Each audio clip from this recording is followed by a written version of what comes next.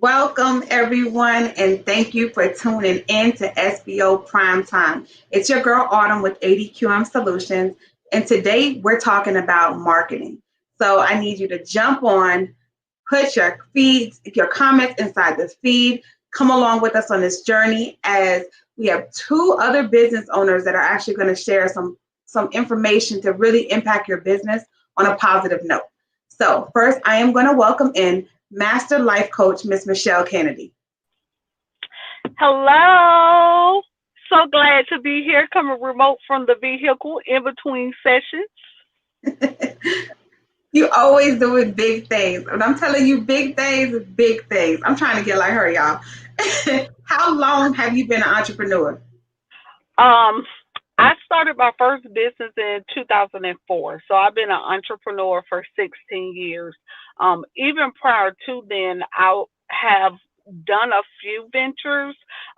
Like I started a print company and I've always been an event planner, but officially since 2004. And since then, I've launched several businesses that I still operate in some form of fashion. Um, yeah. That's what's up. But you make a big impact to the community, but also for anyone that's actually in business as well to see someone along the journey and actually doing so well and continue to progress. So that's awesome. Yes, Gonna it welcome in. Yes, it is. I'm gonna welcome in Luke with L3 Layer Network. Let me bring him on board. I see him with his coffee or tea. Hey, Luke, you there? Yep. I'm here. I think I'm locked and loaded. I think y'all can hear me. Yes. mhm. The weather is not going to stop this venture. Yeah, not at all. So, you want to briefly tell anybody how long have you been an entrepreneur? I would say since 2015. Since 2015, it's been a roller coaster since then, but I've learned along the way. So tonight, I think the topic goes along with what we do because it's so important with what we do and actually as business owners in itself. So tonight we're talking about marketing, marketing, marketing, marketing, marketing. Do y'all want to start just talking about the importance of marketing? Oh yeah, that's a good place to start. So I would definitely say your business is not going to touch if you're not marketing, but marketing effectively is so important in itself. I mean, you can market and not be able to brand yourself to even get out there at all. What would you say with the aspects of marketing? Because there's so many different areas of marketing in itself. Yeah, there are a lot of areas of marketing. I know that in starting business, one of the primary things that you have to discover before launching out to do marketing is identifying who's going to be your buyer, who's going to be your audience, because based upon who you're selling to, that's based upon who your how your market. Spoke with a young lady and she was like, I want to do this, I want to do that, and I said, so who are you marketing to? Who's going to be your target audience? And she wasn't able to identify who her target audience was. And I told her, what you're doing is backwards. You got to figure out who you're selling to, because based upon who you're selling to, that's how you're going to sell Absolutely. I mean, that's what CYA actually means. CYA don't mean what you think it means. It means consider your audience. They it. Yeah. come first and foremost. Who you're speaking to. So I think actually talking about considering your audience is good because most people don't know their audience. So maybe we can kind of give them some hints or clues to actually how they can determine their audience. I'm definitely going to go with data. You got to look at your data.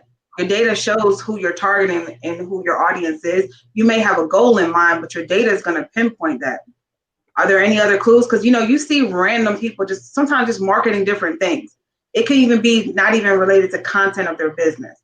So how do they determine who they're actually touching? I know one of the ways that I learned in through Jack's Bridges is whose pain are you solving? It's going to be based upon who your product is a resolution for. It's going to be who you're marketing to. Like, if you're selling cakes, but you're marketing to people who are workout gurus and diet people, that you're marketing to the wrong people. So you definitely got to figure out whose problem are you solving? Whose pain point does your product or service bring a resolution to? And that will help you to identify who your market and your audience is. Mm. Absolutely. I mean, she said it perfectly. Yeah, I agree. I agree. I always wonder sometimes why the random posts or some people don't know their audience. They're just kind of throwing stuff out there to see what bites. So I think that's so important and big to kind of pinpoint. I think one of the things is, and the thing is, some of the folks, they have the best intentions, but when I hear from people that, oh well, my target market is everybody. Everybody can use my product. Everybody can use my service. While that may be true, if you try to focus on everyone, then you'll end up touching no one. You have to decide who your target market is. I mean, even though Walmart sells to everybody, but they started with the target market and then grew from there. You have to have that as your foundation. I agree. I agree. I spoke with a young lady that sells. She has a boutique, clothing boutique, and she sells dresses like sundresses and beach dresses. But it's a room full of dresses, and they look nice. But when I asked who her target is, she said the same thing. She said everybody. So it's like it's hard for me to picture the 15-year-old boy who's playing Call of Duty as being part of her target market, but he is part of everybody. Mm. That was big. That was big. That was really big. That I think too. It comes to what is your top 3 money makers? Like, what is overall your business? So sometimes people just have, that they do this one service and they target everybody. But ideally, who would you target for what you offer as a business owner, what you're selling? Maybe that can kind of help bring people to the aspect of determining who their goal target market is. Mm-hmm. Absolutely. You have to decide. So like we mentioned either last week or the week before, this is not a rule of thumb. This is not a law, but it's a good best practice to start with identifying who are you, what do you do, why do you do it, and who do you do it for. Answering those 4 questions will help you zone in on how to prepare your marketing messages. That's big. That's big. I like that. I like that a lot. So we could tap into strategies, budget. We can definitely talk about effectiveness as well. And Coach Michelle Kennedy is doing big things, y'all. So she's often on the live because she's actually on going on a photo shoot right now as we speak. So she definitely wanted to chime in and kind of touch base with everyone. But she will be back with the rain. It's raining really bad here in the Jacksonville area. So everything got delayed. Everything. Yeah. So that just speaks to her brand and who she is, because when someone's standing by for a photo shoot, normally they're not going live to help other business owners and entrepreneurs, but that's who she is. And that's part of her brand. Mm-hmm. Yeah, definitely. She definitely will support and be present for whatever she can. Definitely if she supports the cause. I love the ability to have no excuses because it provides her so many opportunities. So I think it's amazing. And thanks I'm pretty sure she's going to be back on in a few minutes, but gotta love her support. So we can go right into budget, strategies. We could talk about effectiveness because marketing goes so many different ways. Yes, it does. It does. It's almost like, someone saying that they want to study computers when that's such a huge, it's such a huge scope that it makes it important to try to narrow down and be specific. So as far as budgeting or strategies, sometimes those two can go hand in hand. Like, so for example, if your strategy is to market on a low budget, you're going to have to get creative. You're going to have to probably put in more work than the person who has a $500,000 budget to market. So there's nothing wrong with that either way. It's just a matter of planning properly and keeping your client or your customer in mind when you're doing it. Your efforts should not just be something that you think is fun or cool. Hey, let's go and do a short video on the beach, so on and so forth. There's nothing wrong with that, but it has to speak to your market. It has to speak to your client. CYA all day. Consider your audience. That's big. So when you're talking about a budget, really ideally, someone can start off, new business owner. What ideally would we talk about effectiveness for marketing as a budget? I think picture quality is big. Like your graphic, your quality has to be big. You can't have, people don't read. You know what I'm saying? You can have and you post content, they don't really read. They're engaged by the graphic that caught their eye to make them look further to read. So to me, even from the social media aspect, it speaks volume because people will keep scrolling. Something stands out, they're going to look at it. And then they're probably going to read about it. They ideally are not going to stop and read everything. So what has to capture the eye is going to be your graphic. I would think as a starting point, talking about social media. Well, yeah, as far as social media, yes, the image catches folks' attention, and that's the first thing. You have to get awareness or somebody's attention. So if it's a graphic, it needs to be high quality. It needs to be high resolution. It needs to be captivating in order to capture their attention. Or also if it's video. Now, so let me rewind. Every single thing you do does not have to be at a professional level quality. You can sprinkle some non-professional level quality in with the professional level quality to make it more real. So for example, if you have this highly polished, highly produced video promo, that's great. But you can also do a few medium quality live sessions. So for example, you're at the airport or you're somewhere out and about. You want to make sure that you're engaging and that your audience knows that you're thinking about them all the time. So right. So you're at the dog park walking your dog, and you take a moment to say, hey guys, I just had this idea about how you can get a maximum impact with minimal effort and reach out to all of your clients in a budget-friendly way. Boom. And so that one may not be very polished and the quality may not be there, but it's heartfelt and you're making a connection and you're providing them something of value. Right. That's big. So what are some other ways outside of social media? Because right now everybody's on the virtual. Say it again. Write a book. I'm gonna tell you. So sometimes when I say write a book, people stop listening because just like you mentioned, people don't read.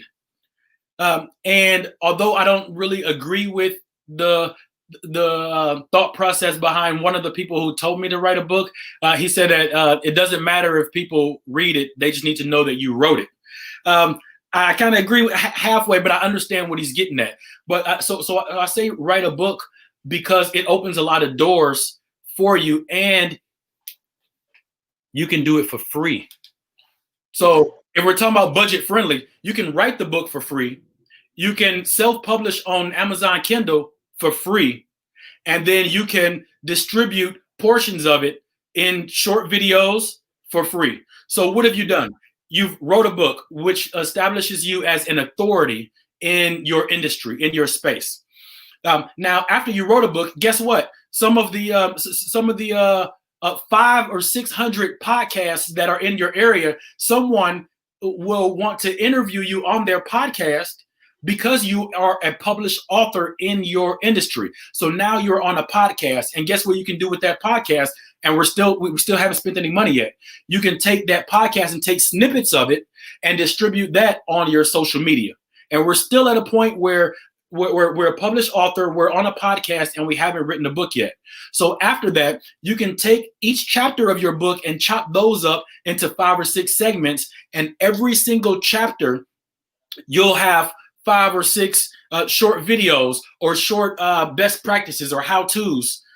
So now you are getting the snowball rolling, and once you start off with a small snowball, let gravity do the rest. All you have to do is be consistent and make sure that the majority of them are of good quality. Wow, that's big in the book. I'm sorry, this coffee is strong. So you're good. So the book is big. I'm seeing 2 workbooks. You know what I'm saying? The same format as a book. So if you're doing branding, you're doing DIY projects, creating a workbook, the aspect where they're actually engaging and involved is just as big as well. Same thing that you offered as well. Same.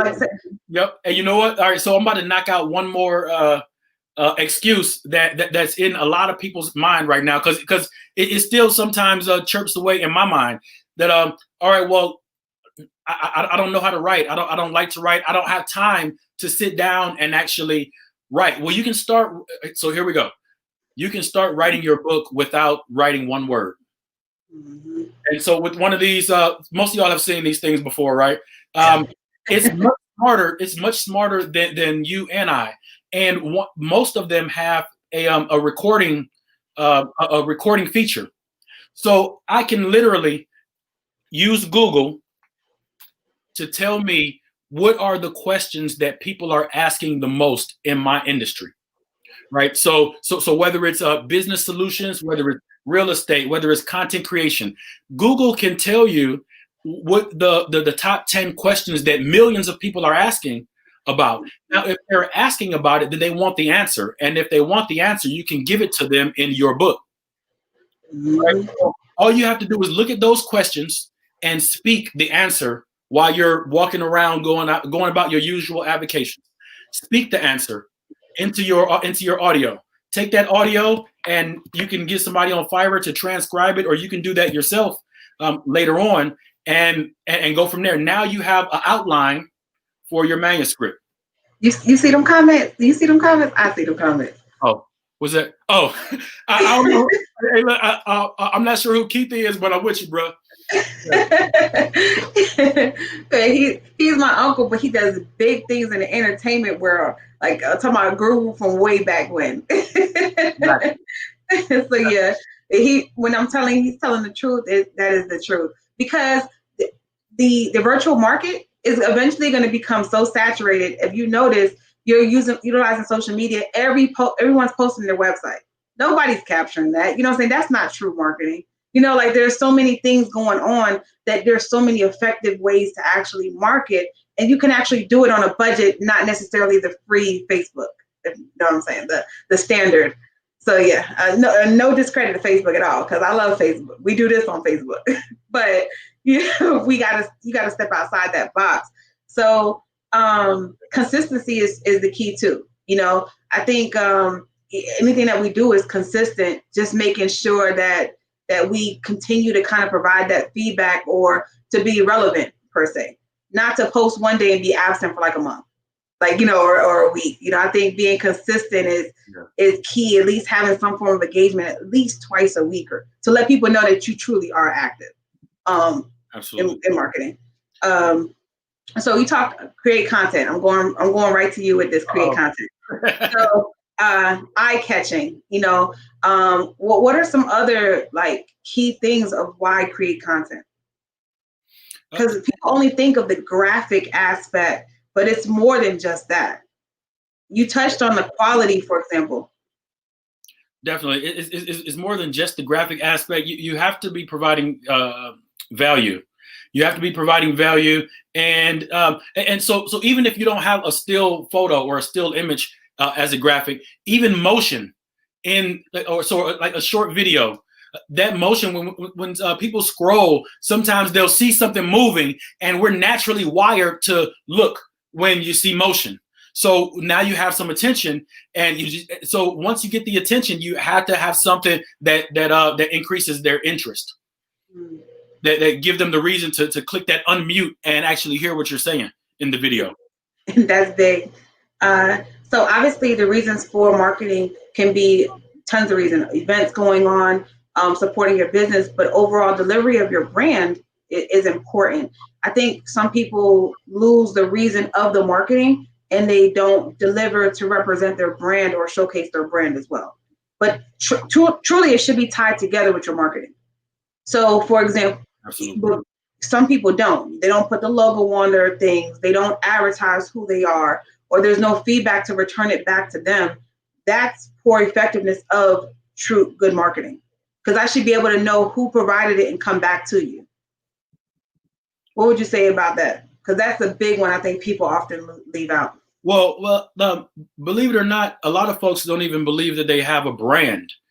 So the easiest way that I can think of to explain what a brand is you don't have to have a business, or you don't have to be in business for a long time or at all to have a brand. Your brand is what people have been conditioned to expect from you. So if after being around you, I'm conditioned to expect you to be late all the time, then that's part of your brand.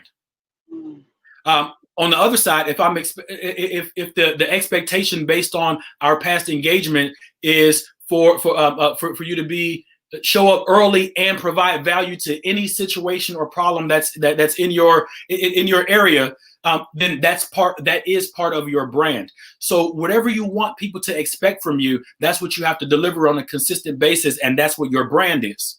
So that needs to be tied into your marketing messages. So they have to go hand in hand. Right, I agree. So we got some feedback that's coming in. So I guess you're saying something similar that Russell Simmons is saying at his seminar. So I ain't invited to the seminar, but yeah, you hit that one. Barbara, we're so happy that we can support you with some good information and definitely confirmations of your next step. She's an awesome business owner as well. Has a lot of information and feedback to provide, and sometimes it gets lost. So we want to just definitely help and support everyone. From our Q&A, would you say agreed? This is the main reason this topic came up from our Q&A when we did it the past 2 weeks. Yeah. Oh, look, you got someone ready to write a book. Okay. So, sis, if you need any help, if you get stuck, because there is no such thing as writer's block, right? So if you get stuck or you need some help, please reach out to us. And I mean, I'm not just saying that, I really mean it. Yeah, I agree. All right. So engagement. Marketing has engagement. So we talked and we chimed on it. Posting to get no engagement is not productive. You know what I'm saying? So why do you post? Just to have people see, or to know you really want the engagement, to know they absorbed it? You know, it's just like a sponge. You know, you put it on there, you want it to be absorbed to a way where it definitely attracts and there's some type of response. Whether the engagement is it was not liked, or if it was liked, or just more questions, you reach them. That's the whole point of reaching them. I had a friend has a YouTube channel, and she got a negative, like a thumbs down on her YouTube. And she was like, hey, I'm so happy. That means they actually watched it, you know, like I reached them, you know, so but people don't see that, and they're too busy trying to tweak it to make sure it's always positive. Negative feedback is sometimes the main foundation. Yeah, that's awesome feedback. So how do you feel about engagement in marketing? You have to engage. You have to connect with your audience. You have to engage, and because if you're not engaging, then you're just speaking to hear yourself, or you're just sharing something to check in the box. It's not effective without engagement. Even if you get a thumbs down, that means that's one more person who listened to your message at least. Right. Marketing is an ongoing strategy. It should be to be effective. It's an ongoing strategy. It's sometimes not a one-time event per se, because you still want to leave that memorable mark. So it's an ongoing strategy. Let's see. There was some feedback. Are you familiar with guerrilla marketing tips? Yes, a bit. So guerrilla. There's an E and a U in there in the beginning. it comes from a type of warfare where you like I mentioned, you get maximum impact with minimal effort, right? So an example of guerrilla warfare is if you're small, that's not that's not necessarily a negative thing. My power just went out. Can you still hear me? I still hear you. You're still on. So I'm gonna keep talking. So if you're small, as far as warfare is concerned, right, and your opponent is huge, that means you're nimble and you can be swift. You can make moves quicker than they could, right? And so every time you fight and win a battle, you take those resources from that individual and you apply those on a larger scale. So when it comes to when it comes to guerrilla marketing, you make nimble moves that a large company would not be able to do, because you can turn on the dime. You can make decisions without a boardroom's approval. So like one guerrilla marketing thing and I'm not so sure if people would be comfortable with doing it, because a lot of times it's like covert stuff that you're doing. But I saw a gentleman. He's a business consultant, right? He printed up like 100, 200 business cards, and he went to Barnes and Noble. While he was in Barnes and Noble, he put 100 business cards in 100 different books in the business section. So when people go and grab that book and they purchase it, his business card is already in it. Now, I don't know if that's legal or not, but that's the creativity that you need to be to do guerrilla marketing. Another example is to do things that are legal and ethical, but things that your competitors might not be willing to do. So, for example, when I first got into the real estate game, I would get up at 3:45 a.m. and I would walk around one of the apartment complexes, and I would put my information as a door hanger on every door in the entire apartment complex, because some of those people need to buy houses soon, right? And I want them to think of me when they're prepared to. So I was already done with that by 5:30 a.m. and then I went to Mayport and went to work. So that's an example of guerrilla marketing. Now, for a specific example in your specific industry, we would have to have a one-on-one, and we're open to do that. I think it reminds me of almost being in beast mode, but almost beast mode where you have to be cautious, where there's no feelings on the table at all. The guerrilla marketing, like you were explaining. Absolutely. You can either attack and go after on top of someone, or you can actually, try to be respectfully, but really hungry and eager. See what we have to do. We adapt to changing times. Yeah. So yeah. What's up, Alfie? He's awesome too. He got a phrase to the top. You got to check him out. He's dope. Thanks for joining. We got Keith saying your brand is what draws people to you. Yes. Absolutely. Got to be. I think, having no fear and jumping in and doing what you have to do to make sure people attract and actually come to you is big. You can't, in this form of business, in this game, you can't really have no fear and think you're not going to get no exposure. You got to get out there and you got to get it. No excuses at all. Yeah, they don't help anyway. Yeah, definitely. So definitely want to make sure you're thinking out the box. So let's talk about maybe some strategies to kind of help people in the marketing aspect. And these are just general strategies because it's not specific to your business. You back. You got power. You back. Oh, man. The outlets were coming back, not all at the same time. No problem. I don't know if anybody else is on in Jacksonville, Florida. We had this storm. My son was like, "Mom, I thought you said the hurricane wasn't coming." I'm like, "Son, that was about a week late. This ain't no hurricane. This just came out of nowhere." So yeah. But thinking outside the box. What about some strategies? You got the whiteboard. Let's put it to use. Oh man, I meant to have that outside of the shot. See, I need look, I need a producer over here. So let's see strategies as far as how to get your message out, or like what. I think I got it. We'll do general strategies because we can't really be specific to each business, but in general to get your message out. You know, for me, it's planning. Oh, awesome. Keep on it. Yes, we got it. All right. So there we go. The last time I did this, I found out that the text was coming through backwards, like it's on a mirror. So I think we're good to go on this one. Yep. So first, right? Let's see. Can you see that? Yes. All right. AIDA. So your primary strategy. So your very first strategy needs to be sitting down, making a plan. The first thing you need to establish is how to get people's awareness, how to make it so that they know you exist and know that you exist for them. After that, their interest. So after they know that you exist, you have to pique their interest so that they listen to the rest of your spiel, or so that they actually read after they see your graphic. Right. After they gain you gain their interest, you have to create some desire, right? So yes, this is a steakhouse.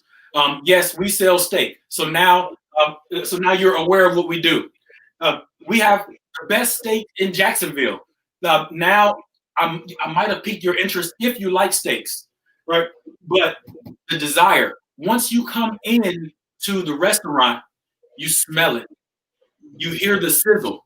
So at that point, I'm not focused on the price. I'm not focused on the steak. I'm focused on making sure you smell it, making sure you hear the sizzle, right? And then that will help me help you take action. So it's awareness, interest, desire, and action. That is what you can use to drive your marketing, to drive your message. And this isn't new, but I'm not sure if folks understand how to make it happen, right? So inside the I and the D, that's where you establish your value proposition. Pain points. You want to know, you have to know what your clients are going through. And a smart man said that you have to enter the conversation that's already going on in their head. Mm-hmm. That's where you jump in. And since you're entering that conversation, you don't have to say, hello, how you doing? You're entering the conversation that's going on, and you drop a few awareness points, build some interest, let them know what you can do for them and why it's important. You might want to re-engage on some of their pain points to drive it home, not to make the pain more, but to get their focus on that pain so that they know you are the solution to the pain. Mm-hmm. I agree. So comments are coming in a little delayed. I think it's because of the storm. So I definitely wanted to post the awareness, interest, desire, and action. So that way people actually know the AIDA. Definitely want to chime in to some feedback on the aggressive guerrilla marketing as well, highly aggressive marketing. And then we have, back in the days, guerrilla marketing was interns running all over, posting posters on wall buildings. Yes, Keith, that's the street team. Back in the day, yeah, the street team would be everywhere posting those posters when New Edition is coming for a concert. Yes. And he said, postcards on cars as well. So yeah, he mentioned it as it's hands-on marketing. Absolutely. So Jolinda, let me know if that answered your questions and the feedback on guerrilla marketing. So that way we know we touched everything. And then Barbara had smart. I will. She said she'll be looking into more guerrilla marketing tips. That's looking, not liking. I got you, Barbara. Look, she came back with the correction. I saw it though. So yeah, that works. Barbara, feel free to reach out. We can sit down and actually come up with a tailored, specific to you marketing plan, or especially for guerrilla marketing. I mean, I actually enjoy that. I enjoy thinking outside of the box. As a matter of fact, I enjoy burning boxes down. Yeah, that's so the one thing with the guerrilla marketing is like you're not being so nice and you know what I'm saying, which it's like, okay, let's get it. I'm hungry. My plate is empty. I'm trying to eat. Let's go out here and go get it. Yeah. Jolinda did ask, when should she get when should we get experts involved? I guess in the terms of marketing. So you're doing the marketing by yourself. When is the time that you're going to actually get an expert involved? I got an answer. I know you got one too. Let's go for it. You go first. I want to hear what you go first, so then I can say what she said. So I think there's two things. Obviously, when it's not working, if you're tracking it, you're going to. But I think hands-on, if you start first with actually getting an expert, you know what I'm saying, kind of determining your strategies so your marketing and where you're going is guided. I don't think it's kind of like just jumping out there, doing the marketing, and then when it doesn't work, kind of coming back in because you're playing cleanup now. You know what I'm saying? You can always do a session to kind of know that your strategies, because your time is valuable. My time is valuable. So if I can be productive on my time, I won't try to make up 6 months of failed attempts when at least I can be a little bit on one accord. So I would always try to tap into a marketing strategy session or a one-on-one consultation just to have some guidance, and you can still do the work on your own. And you could come back just for the feedback, just to know you're right in the right line. What's your feedback? Similar, kind of? Yes. So as far as when to engage professionals, immediately, yesterday. Now, that doesn't mean that you have to pay for professionals immediately. I think the question was like, when should we include or when should we engage professionals? When should we get experts involved? Yesterday. And I say that because they're experts, right? But you don't have to pay for them. I like to start from a place of zero when it comes to my budget and what I'm paying for. So I have to ask myself, and I'm asking you, can you get some of this information for free? If the answer is yes, then get some of it for free. If the answer is no, then all right, well, how can I get this information for the lowest cost possible? Not saying that you're looking for something cheap, but at the same time, you have to protect your bottom line, right? So there are most of the experts in marketing have marketing videos about marketing because they're marketing experts. And a lot of those are free. The problem is that the stuff that they're telling us to do is not easy, and a lot of folks don't want to do it. So then they go look for something else that's easy, so that they can still feel that they're doing something. So every marketing professional or expert that I have ever heard of, they have free material out there that is impactful if we use it. Right. It's just like the gym. It's just like the gym. The membership don't get you in shape.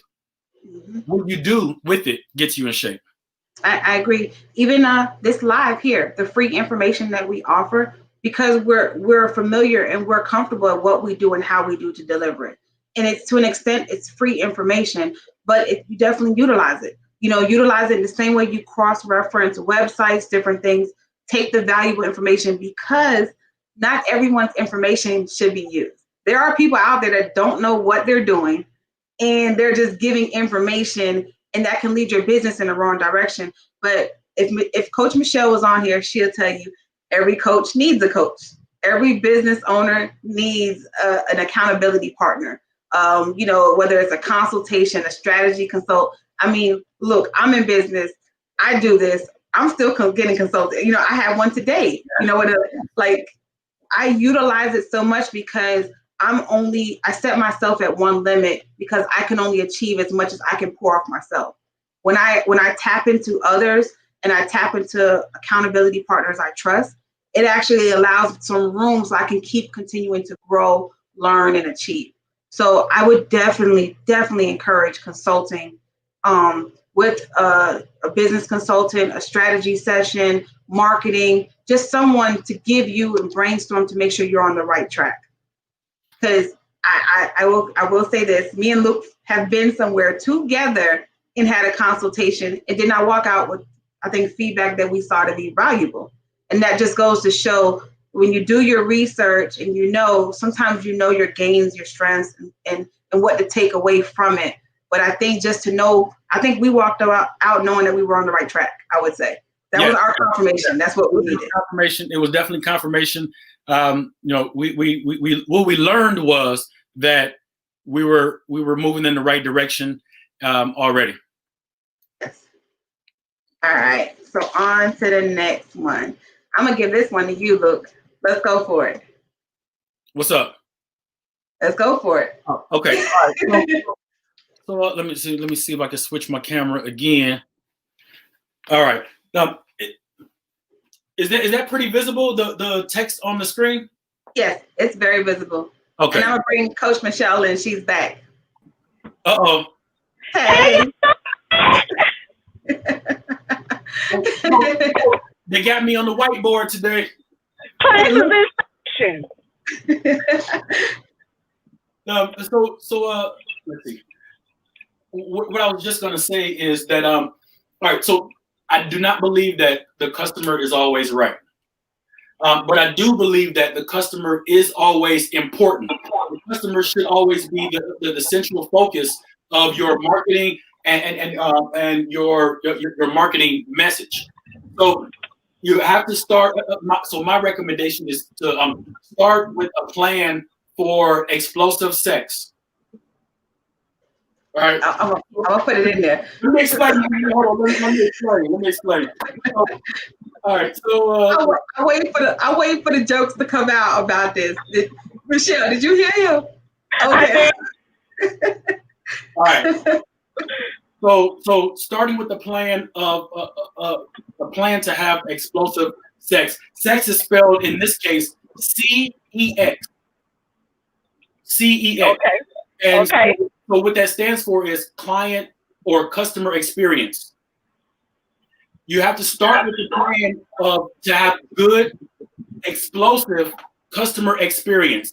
And explosive is I'm using C4 for the explosion, right? So your explosive client experience means that you are focused on everything from client acquisition to your client onboarding to your client community, and then your client collaboration after they become part of the community. That's your C4, and it's explosive, and it'll lead to a good client experience, your CEX. All right, so the client acquisition, how do you gain clients? How do you get people to become clients after you've given them some awareness, their interest, desire, and have them take action, and now they become a client? That that initial process is still part of their experience, and it needs to be smooth. You need to be thoughtful as far as what their issues might be and answer some of the questions preemptively that they may have to object. So after that, the onboarding. How do you bring them in to your business? How do you bring them in? Making sure that you are pretty much holding their hand along the way, so that they know that you're focused on them and their experience. After that, create community. So a good way to create community is a Facebook group. So you have, for example, you have a Facebook group for your business where you engage regularly, and you don't have to say something every single day, but when you do say something, it's adding value to everyone in the community, and get them to engage with one another as well. So one of the real estate groups, as far as building engagement, they had on every Wednesday they would do a box transfer for people that just moved into the area, and when they're done with all of their boxes, they would transfer it to somebody who is preparing to move out of the area. But that makes people get engaged. So you have to think of a few ways to get them engaged, and then lastly, collaboration. There are a lot of my clients that after the sales process and the transaction was over, we ended up collaborating on another project, on something different. So that collaboration keeps that client in my circle, in my sphere of influence. And so, and I rinse and repeat, and that's how you have good explosive sex.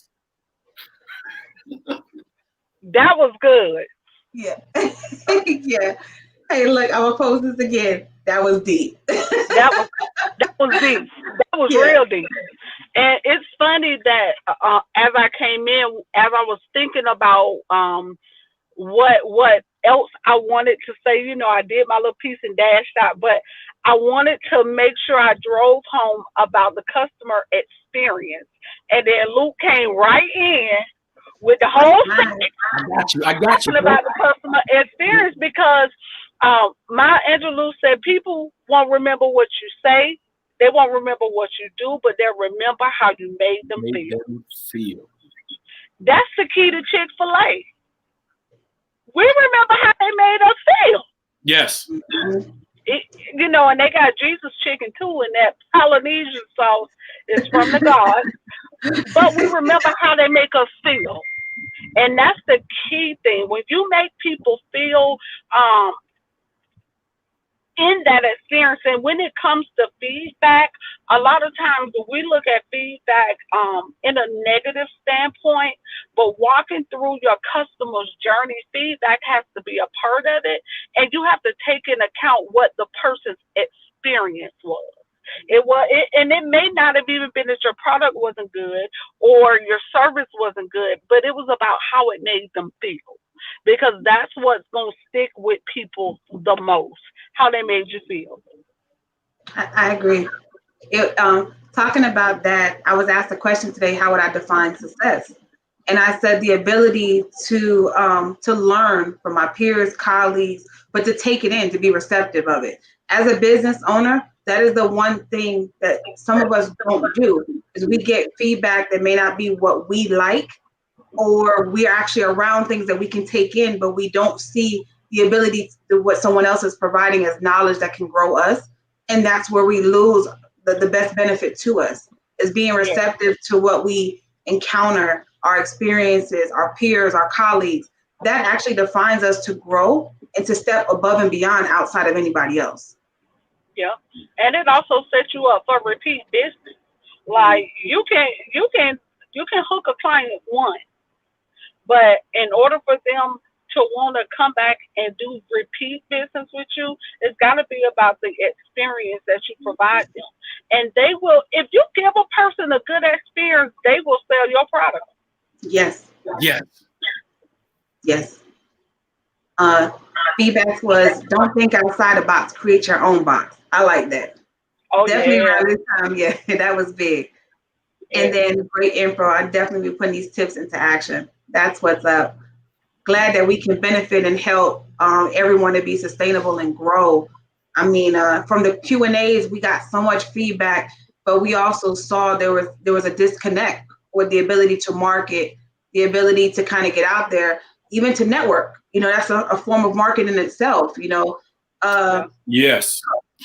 Coach Michelle, you wanted to chime in on the importance of the branding, how you market yourself when you're out and about? Oh, I will get on my soapbox about that. You are your brand. Regardless to what you do, you are your brand ambassador. Unless you are some silent person who's never stated a claim on what you do. I even saw a post that said, this person, the person, and me, the business owner, is two different people. Like, I understand that concept, but people don't buy products. They buy people. So whoever you, the person is going to show up, because, as I say often, the way we do one thing is the way we do everything. So if you are a horrible person, you're going to be a horrible business owner, because it's hard to separate the two. The way you do one thing is the way you do everything. If you're a horrible employee, you're going to be an even worse business owner, because the way you do one thing is the way you do everything. And when you master branding you, it becomes a whole lot easier to brand your product. Wear your brand. I looked in my closet the other day because I got ready to go out, and I realized that the majority of the shirts in my closet has my brand on it. I'm like, I need to wear something that don't have my name on it. But the thing is, wear your brand. And when you wear your brand and you produce good products, other people will rock your shirt. Other people will wear your product. And it will cause other people to ask for what it is. where it is. I linked up with a young lady who became one of my coaching clients because my shirt was blingy. She was like, "Oh my God, that just caught my eye." It was my opportunity to share with her who I was and what I do. So branding is very important. Like you want to, when we shop by brand recognition, logo recognition. Like certain logos, food logos will even start your mouth to salivate. Think about that Chick-fil-A logo. I'm just on Chick-fil-A. I like Chick-fil-A. Think about that Chick-fil-A logo. When you start thinking about it, your mouth starts salivating because it brings back a memory because of the brand recognition. And when your product brings back recognition to your customers, that means when they think about what they need, they think of you. And not only that, when they think about you, what other people need, what you do, they'll think about you. So branding is very, very important. Have a logo that someone wants to look at. You know, there's some logos that I've seen and I'm like, that's not appealing. You know, and that's the purpose of it, is to catch the appeal of the people. Branding is so important. I will, when you talk about the logo, good. When you talk about the logo, it's a really good point. I used to have a previous logo, and to me, it looked like a Q, but the way the words were, it didn't look like a Q. I'm at vendor events, and they're like Odom, ADOM. Not even realizing that the Q was, it was, to me, it was a major factor where I wanted to separate to know that, number one, it wasn't to be said all together, like Odom, like make a word ADQM, but then also what can I do to make sure it stands out, to know that it doesn't necessarily have to be, oh, there's something there that stands out to kind of make it. So when I look at it now, it still looks like, if you miss that line. But that's important to make sure that your brand is well represented, so that way it's never missed. Definitely want to bring up this question again, because I know we had it before. Are websites necessary for effective marketing? So we touched it before. Like I did last week. No. It depends. That's going to be Luke's answer. It depends. Oh, man.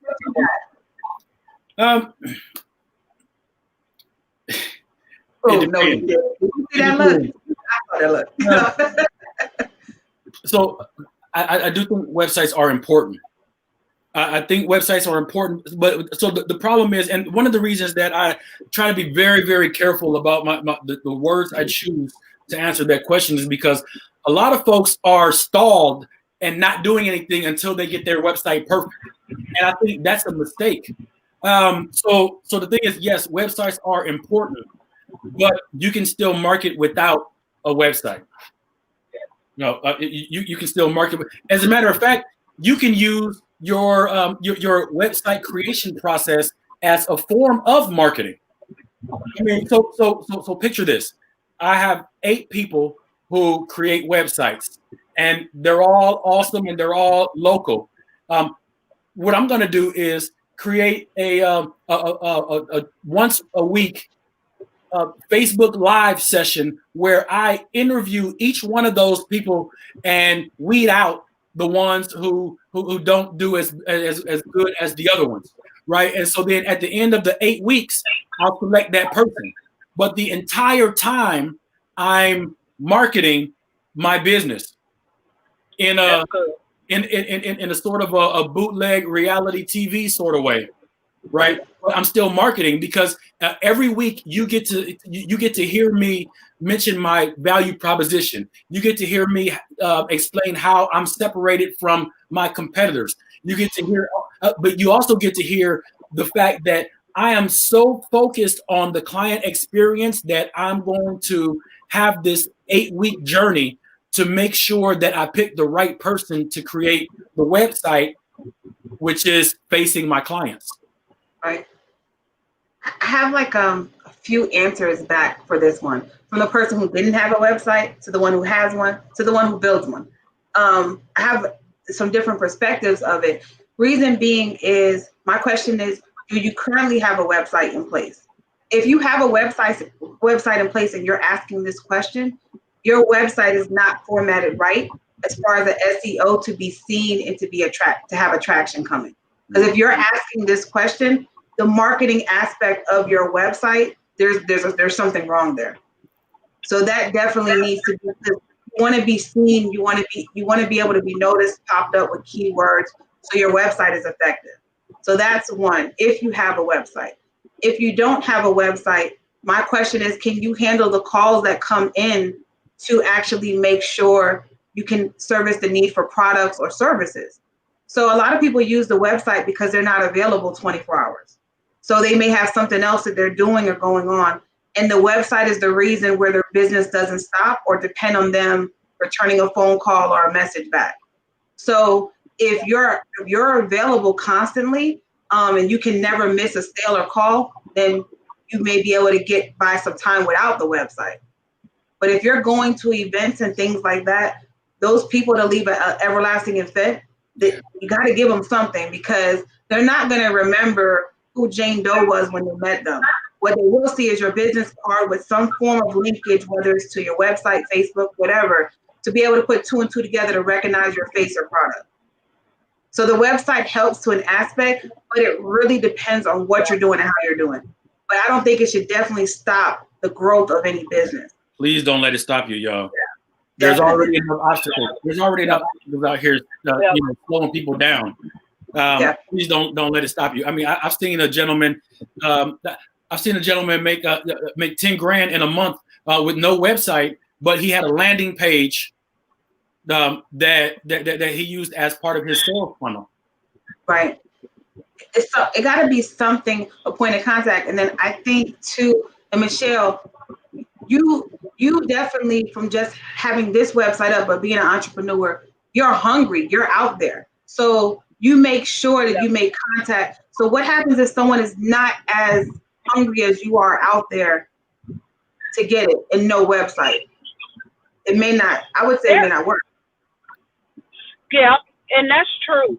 But there are other things that you can do. Like I'm gonna suggest go sitting with someone who build websites. Tell them what your vision is, and then they can at least give you direction.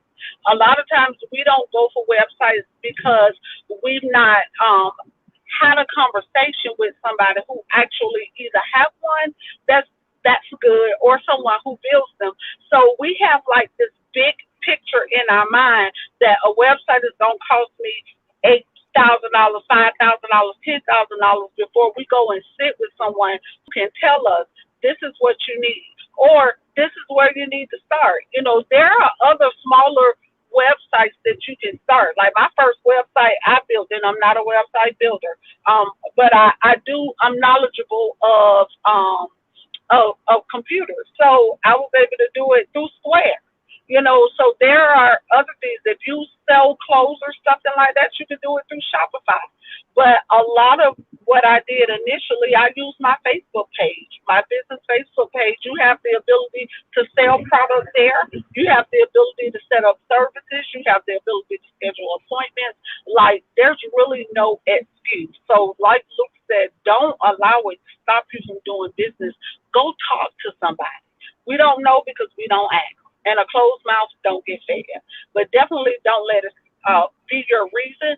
But if you're not hungry, business ain't for you. Like, you need to go work on somebody's job, because when it comes to you being an entrepreneur, especially if your decision is to do it full time, if you're not hungry, you're going to be hungry. Literally. That's the next thing right there. And I like to say, in the Facebook, like you said, I'm gonna tell you the one thing that I see as managing social media pages. People don't have the actual link to their page already formatted, which is their ad or how to locate them. So I often see it should be an identifier. You want to find ADQM Solutions? Facebook.com/ADQM Solutions. It's simple. There's a lot of pages that are not formatted like that. You can put that same link on your card. You know, you can definitely advertise, but you've got to have it set up to make sure it actually is streamlined. Because I'm going to tell you, there's an ADQM out there, definitely not ADQM Solutions. if I don't have my formatted right, you'll be at the wrong page following the wrong business. So you've got to make sure your name and your locator is definitely there. So I'm gonna post some feedback. And not only that, you gotta. Go ahead. I'm sorry. Go ahead. No, go ahead. No, I was gonna say. Not only that, you need to own your name. Yes. Whatever business, when you think of your business name, go by the domain. Because if you don't, your business will be directed to somebody else's business because they got your name. Yeah. Own your name. Figure it out. Like I've purchased. I only have one, and when we went to buy the domain for Embrace You Training Solutions, it was not available. My little feelings was hurt because it was not available. So we had to go with something different. It's relevant because Embrace You is broad. It's relevant. But I learned my lesson. I went and bought my name. I bought Embrace You Coaching. I bought Let's Get You Together. I bought Coach Michelle. I bought Michelle. I bought everything name related. Even if I never use it, I have the ability to use it because I own it. So when it comes to branding, own your name. Yeah, absolutely. I mean, I even spoke with a few folks who, so believe it or not, some people have registered their business entity without purchasing their domain. Yes. So now this might sound shady to some, but is business, right? So I know a gentleman who he monitors the registered business name. Yes. And buys the domain. So now, so now, after you registered your business entity, now you got to come buy your domain name from me. You're welcome. Yes, my domain that somebody had bought for Embrace You was $1,500. One the autumn. Yep. My whole feelings was hurt. Yeah. It's big, especially when you get out there, you know what I'm saying? But that's that beast mode, that's that gorilla move. Okay, I'm gonna pull one on you. I'm gonna go ahead and purchase that because you done leaked it. I know it's gonna become popular either because I know how your skill is and who you are, or you know what? I didn't think about that. They just made a business move. Ideally, that's probably what the form of business they in. They made like you got to be a few steps ahead of the game for sure. Greg gave you some feedback too, Luke. Client nurture. You need that. Yeah. I'm gonna add that. So then it'll be C5. So I got to. Yeah, but you said great information. So that was definitely big. And look at feedback as criticism. Yeah, I think feedback is so important. I rather take negative feedback to make sure I craft it even, but a lot of people won't and some people will, but I like bring it on. Like I need it. I feel like that's going to help to deliver what I'm doing to make it stronger for improvement. And hey, I got to pick up the pieces. I can't stay down for long. You got to pick it up and keep moving. Exactly. I never want to be the person in my circle, right? So, and also I engage or I have quite a few really smart cynics. I think I mentioned that like a couple months ago. And what I don't want is for somebody to say, "Oh, this was great. Oh, that was great," all the time. I have a few people that when I engage them, my question is, okay, all right, Autumn, all right, Coach, can you tell me? I don't want to know the good things. Can you tell me 17 things wrong with this plan so that I can make it better by next week? I got a deadline. I got to make it better, and I'm so close to the problem. I might be missing something, right? So I want you to take a look at. I don't need a yes man or a yes sister. I need somebody to say, all right, look, that's a good idea, but here are 5 problems with it that you might approach. So that's valuable. That's really, really valuable. Much more than somebody to say, oh, bless your heart, you doing good, baby. I don't need that. Yeah, I think it gives the opportunity to actually be able to identify, because I guarantee you, one person finds something, there's many more that will find the same thing. I don't want to run into the strangers that won't come back because they identified that one thing. Let me tackle it as it comes on or prepare for it. Yeah. Yeah, that's big. So We are Yep. 8 minutes And over. if everybody in your circle you feed, those are not friends, those fans. Say it one more time. Your phone, it cut off. It cut out for a minute. Yep. Okay. I hear you now. I said if everybody in your circle, if everybody in your circle you feed, those are not friends, they fans. That's true. That's true. And we got feedback on the website. I don't think you should have a website if you don't have the capacity to manage it or maintain it. Yes. Like there's got to be a reason for the website based upon something that you're doing. You know, it's not a part of the must have in the beginning, the 1, 2, 3.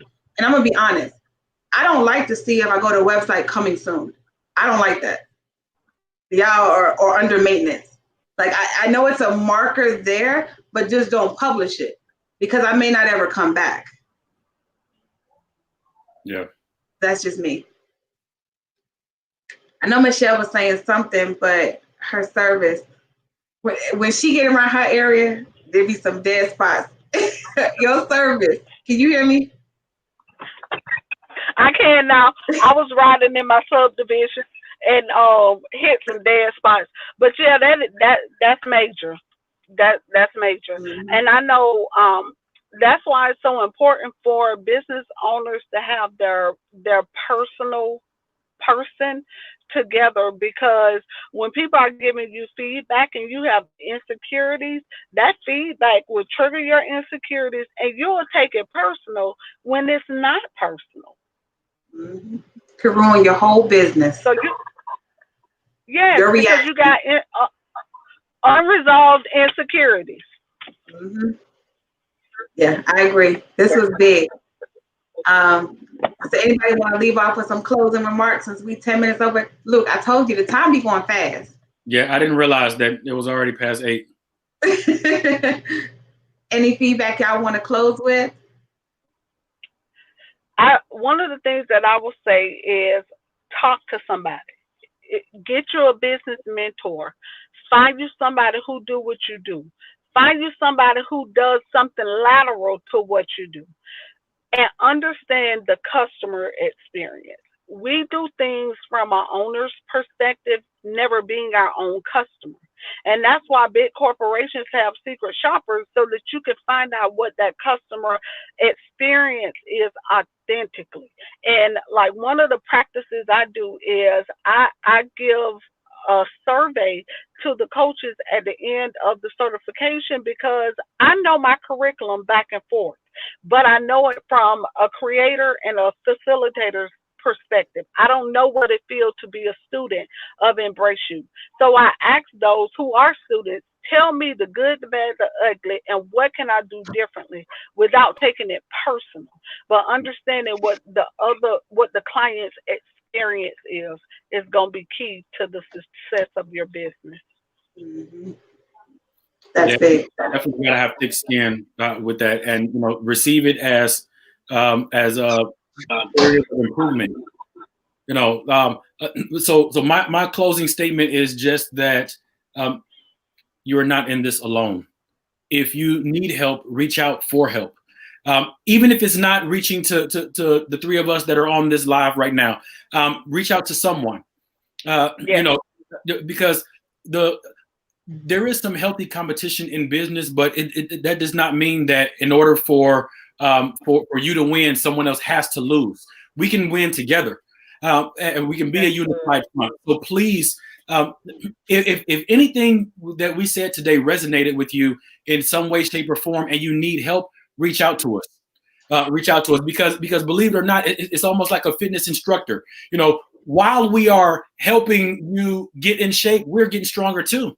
So it's a win-win situation. So don't feel that it's a burden. Reach out, please. Yeah, I agree. I definitely want to leave to say, definitely reach out. I'm supporting that because we want to make sure that we're growing effectively. But I also want to say, before you implement a plan, you have to determine a strategy.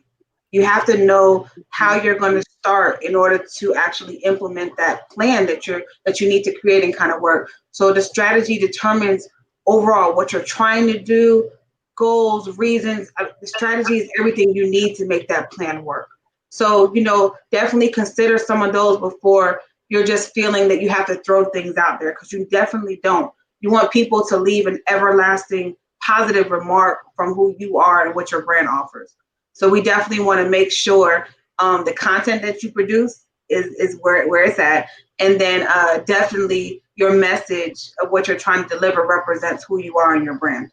So stay tuned. Make sure you connect with us. We're definitely going to keep doing this and keep bringing back topics that are relevant. And we want to help support your growth and everything that your business offers. And if you would like to be a part of any of these lives, please let me know and reach out. We'd like to have you on board. We're a family here. So that's how we do. But thank you for watching, and we'll see y'all later. All right, y'all. We out.